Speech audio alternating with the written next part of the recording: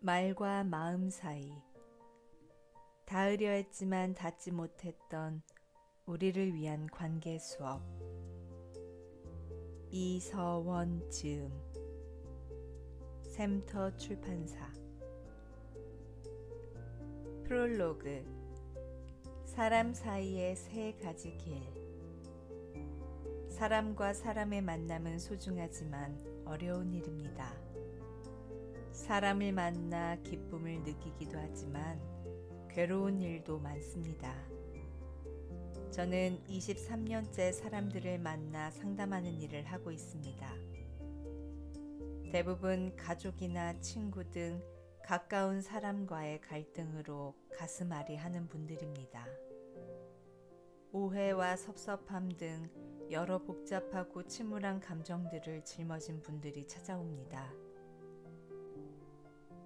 오랫동안 그런 분들을 만나 이야기를 듣다 보니 사람들은 세 가지 길에서 방향을 잃고 힘들어하는 것으로 보였습니다. 그것은 말길, 마음길, 사이길이었습니다. 사람과 사람의 관계는 말로 시작되어 말로 마무리됩니다.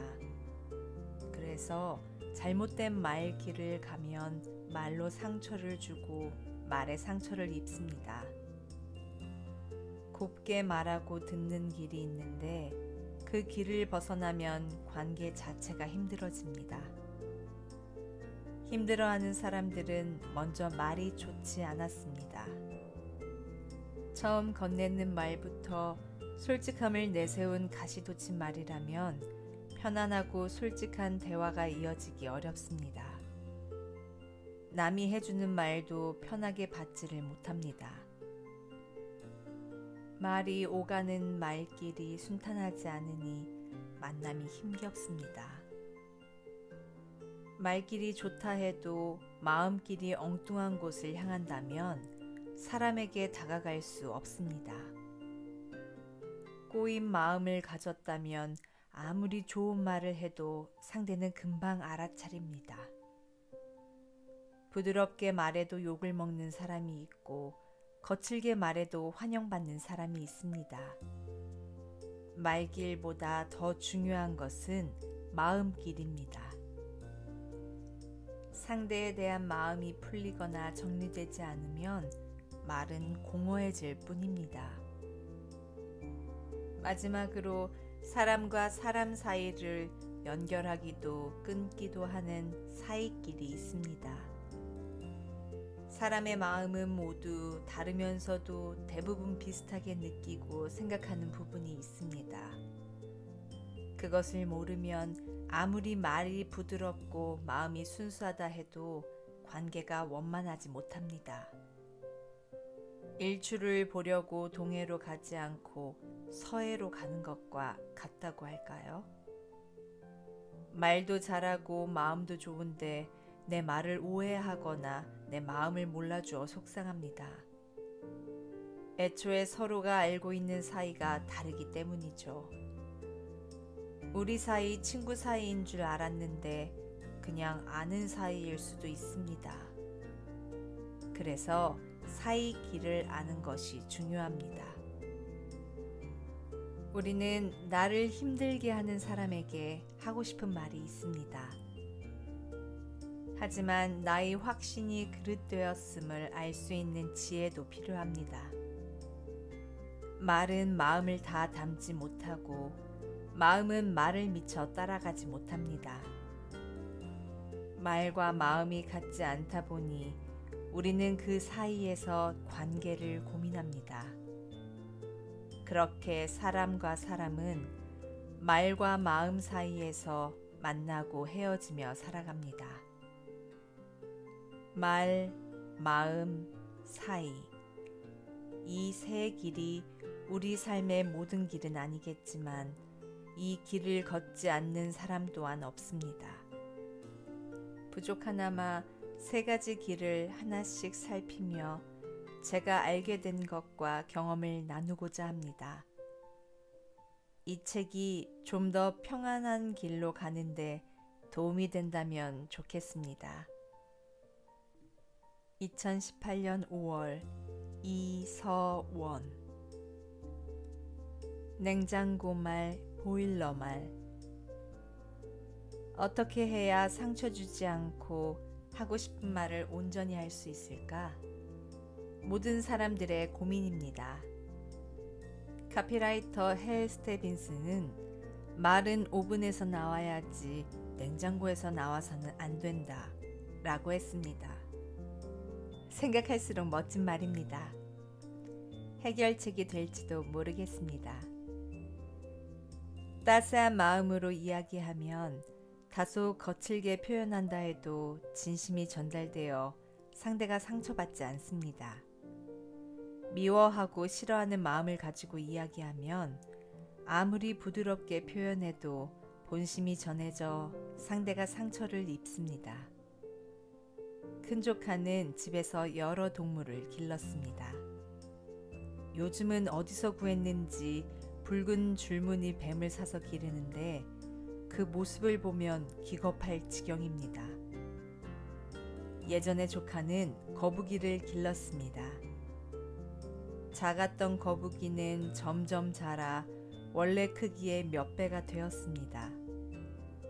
큰 조카는 조카들 중에서 가장 말수가 적습니다. 하루에 몇 마디 듣기도 하늘의 별 따기 같다고 형수님이 말하고는 했습니다. 그런데 그 거북이는 조카가 주는 먹이만 잘 먹는다고 했습니다. 반신반의했지만 그 집에서 기르는 동물들이 하나같이 큰 조카 곁에 붙어 있는 것을 보면 거짓말이 아닌 것 같았습니다. 거북이가 먹이를 많이 먹고 기르기도 힘들어 팔기로 했었습니다. 조카가 거북이에게 미안하다고 했는데 신기하게도 그날부터 조카가 주는 먹이를 먹지 않고 굶기 시작했답니다. 다른 사람이 주는 먹이도 물론 먹지 않았습니다.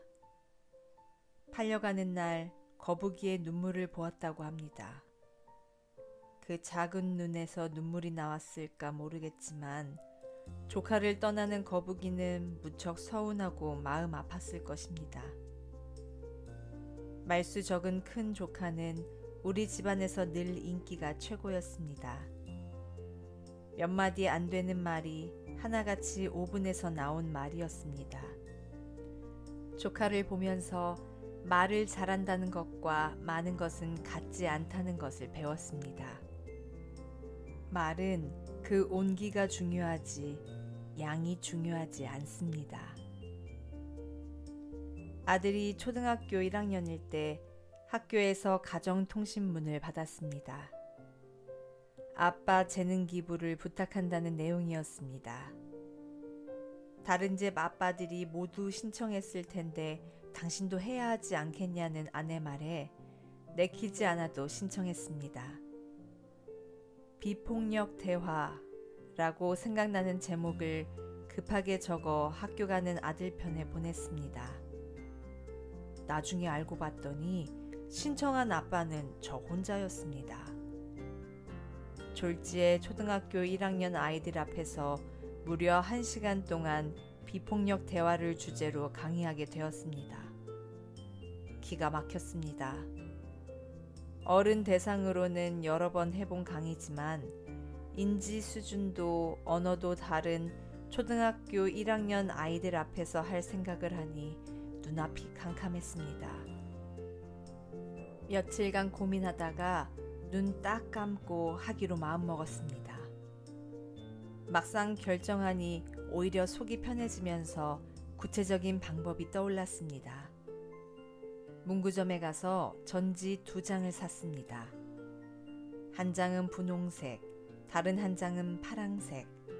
분홍색 전지 위에 보일러 말이라고 썼고 파란색 전지 위에 냉장고 말이라고 썼습니다. 그리고 작은 분홍색 포스트잇과 파란색 포스트잇을 샀습니다. 당일에 학교에 가서 아이들에게 특강을 시작했습니다. 들으면 마음이 따뜻해지는 말이 보일러 말이야. 들으면 마음이 차가워지는 말이 냉장고 말이야. 그랬더니 이 똥꼬 바보야는요? 하고 한 아이가 물었습니다. 그건 뭘까? 하고 물으니 아이들이 이구동성으로 냉장고 말이요 했습니다. 그래 맞아 잘 아네. 냉장고 말이야. 그럼 우리 딸 최고다는? 아이들은 보일러 말이요 라고 외쳤습니다. 분홍색과 파랑색 포스트잇을 5장씩 나누어주고 집에서 지금까지 들은 보일러 말과 냉장고 말을 적어보라고 했습니다. 아이들은 신나게 자기가 들은 말을 적었습니다. 다 적고 나서 포스트잇을 전지에 붙였습니다. 깜짝 놀랐습니다. 보일러 말보다 냉장고 말이 훨씬 많았습니다. 바보야, 이것도 몰라? 밥값도 못하는 녀석, 한심한 녀석. 겨우 이거야? 왜 머리가 안 돌아가? 아이들이 직접 듣고 적은 부모들의 말에는 가시가 돋고 얼음이 서려 있었습니다. 보일러 말이 냉장고 말보다 덜 적힐 수 있다고 생각했지만 이렇게 적을 줄은 몰랐습니다. 지켜보던 선생님도 깜짝 놀란 눈치였습니다. 재능 기부 시간은 잘 마무리되었습니다. 그 후 몇 달간 아이들은 엄마와 친구들에게 냉장고 말 하지 마, 보일러 말 해 하고 다녀서 엄마들이 힘들었다는 이야기를 아내를 통해 들었습니다. 얼룩말의 마음. 도쿄대학교 논술고사에 얼룩말과 인생을 주제로 글을 쓰라는 문제가 나왔다고 합니다. 가장 높은 점수를 받은 수험생의 답이 궁금하지 않습니까? 그 답은 이랬답니다. 얼룩말은 검은 바탕에 흰 무늬가 있는지 흰 바탕에 검은 무늬가 있는지 모르겠다. 사람도 모두 나쁜 사람들 가운데 좋은 사람이 있는지 모두 좋은 사람들 가운데 나쁜 사람이 있는지 모르겠다. 사람들이 아닌 한 사람 안에서도 얼룩말을 보고는 합니다. 저도 가끔 제가 나쁜 사람인데 좋은 행동을 하는지 그 반대인지 헷갈릴 때가 있습니다. 어렸을 때 메뚜기를 잡아 강아지 풀에 꿰어 집에 가져와 다리를 똑똑 뗀 적이 있습니다. 어린 마음에도 살아있는 메뚜기 다리를 떼는 것이 메뚜기에게 못할 짓이란 생각이 들면서도 재미있기도 해 계속 다리를 떼고 있었습니다. 그때 아버지가 제 뒤로 오셔서 화들짝 놀랐습니다. 뭐라고 야단치실 것 같아서였죠. 그런데 아버지는 차분한 목소리로 말씀하셨습니다. 재미로 살아있는 걸 해치고 싶은 마음이 드는 게 사람이지. 그런데 그걸 잘 조절하는 게 또 사람이야. 한국 아이들과 미국 아이들에게 아동 유괴범에 대한 교육을 하는 장면을 EBS 방송에서 본 적이 있습니다. 교육 방법이 아주 달랐습니다. 한국에서 아이들에게 유괴범을 그려보라고 했더니 눈이 찢어지거나 얼굴에 큰 흉터가 있는 무서운 얼굴을 그렸습니다. 교사는 그런 사람을 조심하고 따라가지 말라고 가르쳤습니다. 그런데 미국에서는 평범한 얼굴 그림을 아이들에게 보여주고 누구나 유괴범이 될 수 있다고 가르쳤습니다. 그러면서 사람의 마음은 날씨와 같아서 언제든 흐린 날이 될 수도 있다고 했습니다. 사람의 마음이 날씨와 같다는 비유가 인상적이었습니다.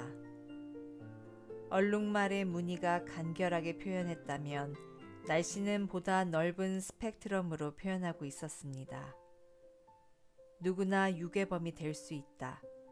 사람의 마음은 날씨와 같다는 미국의 아동 유괴범 예방 교육은 현실의 민낯을 고스란히 아이들에게 전해주는 것이었습니다. 방송을 본 후 사람을 볼 때마다 날씨에 빗대어 보는 습관이 생겼습니다. 지역마다 날씨가 달라서 1년 내내 무더운 곳이 있는가 하면 어둡고 흐린 곳도 있습니다. 지중해 같은 곳은 온화한 기온이 주를 이룹니다. 사람도 비슷해서 환한 모습이 주가 되는 사람이 있고 어두운 표정이 주가 되는 사람이 있습니다. 하지만 환한 사람도 때로는 어두운 모습이 되고 어두운 사람도 환한 모습이 되는 것이 정상입니다.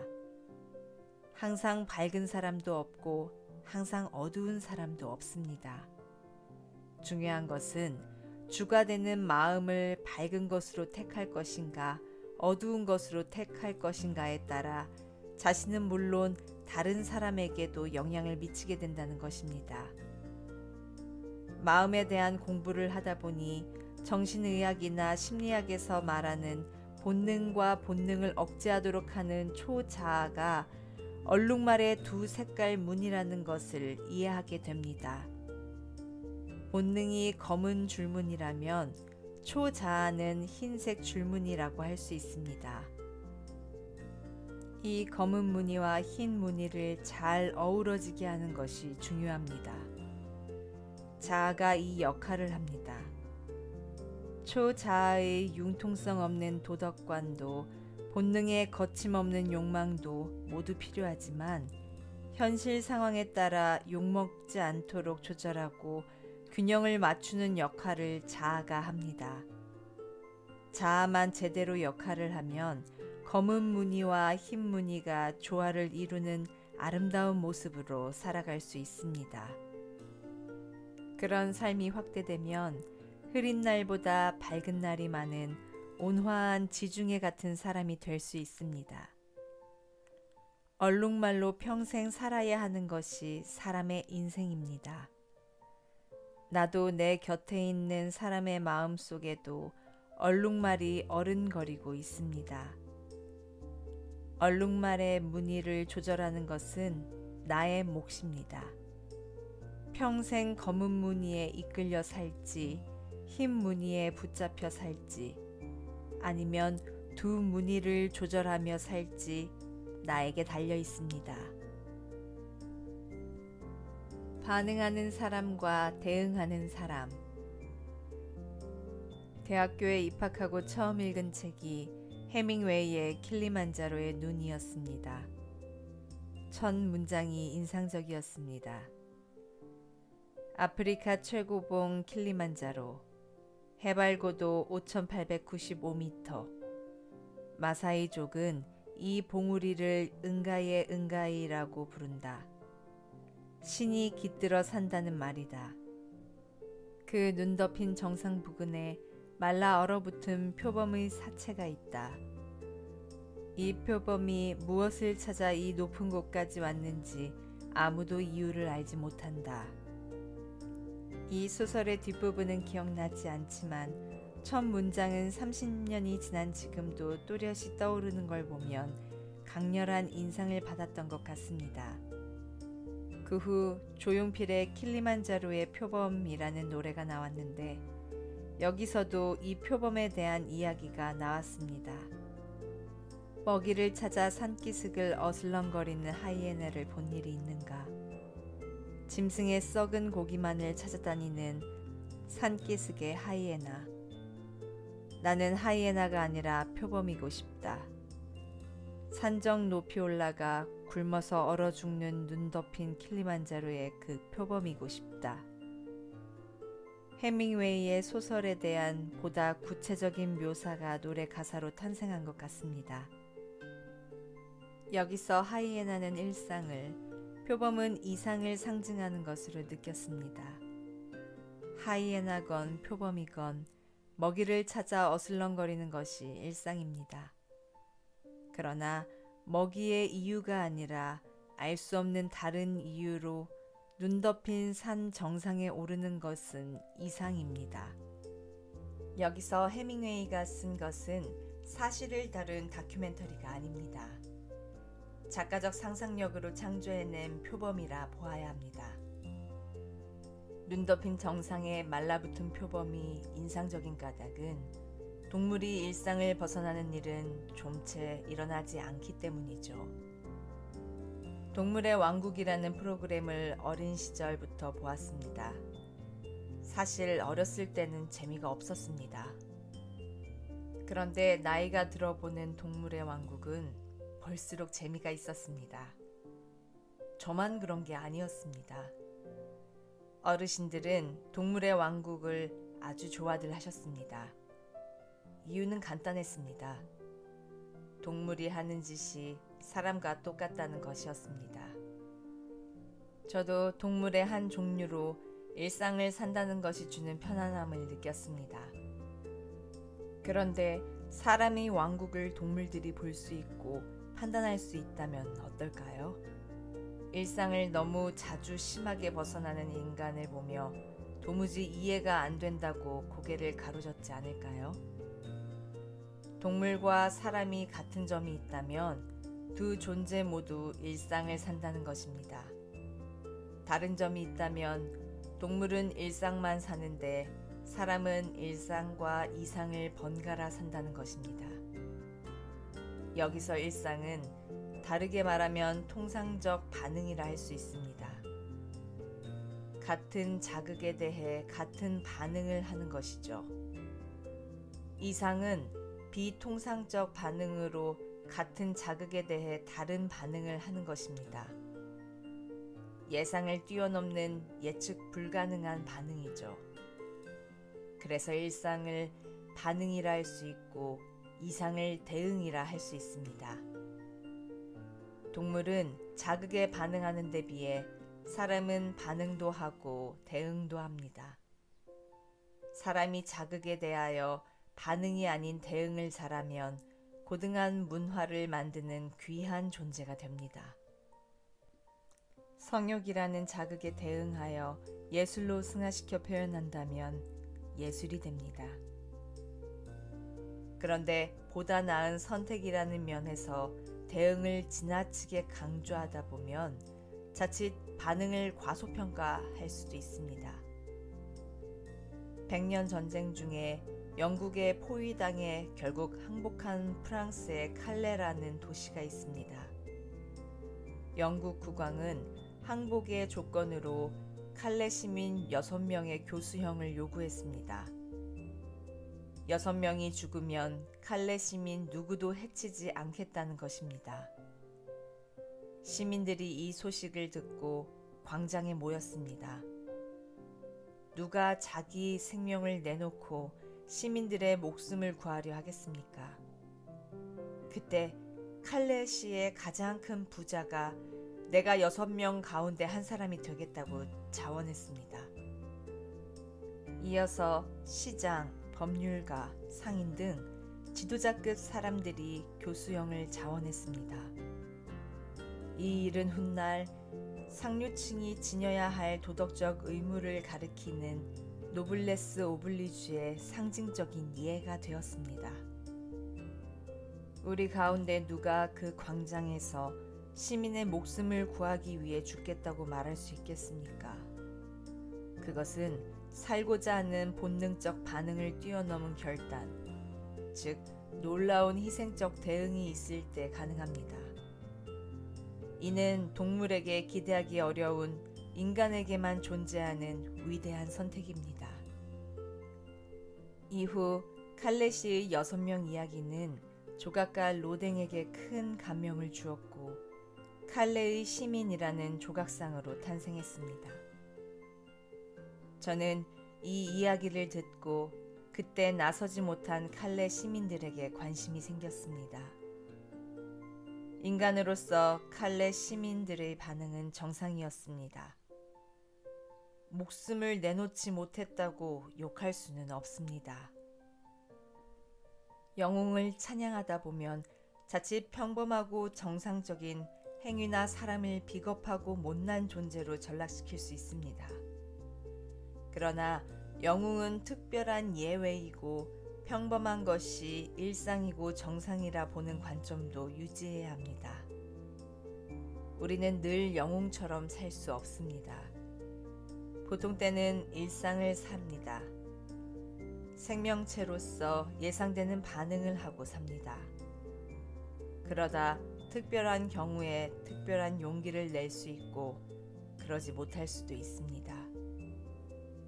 특별한 용기를 찬양할지언정 그러지 못한 것을 비난해서는 안 됩니다. 어슬렁거리는 하이에나는 정상입니다. 킬리만자로 봉우리에 오른 표범은 극히 예외적인 사건입니다.